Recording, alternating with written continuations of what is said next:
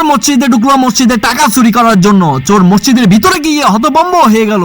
চোর দেখলো মসজিদের ভিতরে ইমাম সাহেব। চোর টাকা লোভ সামলাতে না পেরে ইমাম সাহেবকে বলল, হুজুর আমাকে মসজিদে টাকা চুরি করতে দেন, টাকা চুরি করতে দিলে অনেক উপকার হবে। ইমাম সাহেব মনে মনে ভাবতে লাগলো, এই পাগল আবার কোথা থেকে আমদানি হলো।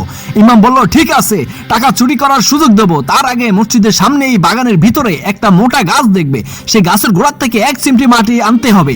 চোর বলল, এটা তো খুব সোজা। চোর দিল দৌড়। 1 চিমটি মাটি নিয়ে মসজিদের সামনে এসে ঘটলো আসল ঘটনা। চোর দেখলো মসজিদে তালা মেরে ইমাম সাহেব চলে গেছে।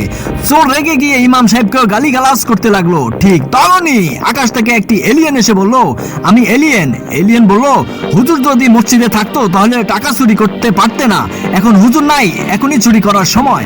চোর নিজের ভুল বুঝতে পারলো। এলিয়েন একটা স্বর্ণের টুকরা চোরকে দিয়ে বলল, এটা বিক্রি করে তুমি সৎ পথে ব্যবসা করো, আর কাউকে কখনো গালিগালাজ করবে না, আর চুরি করবে না।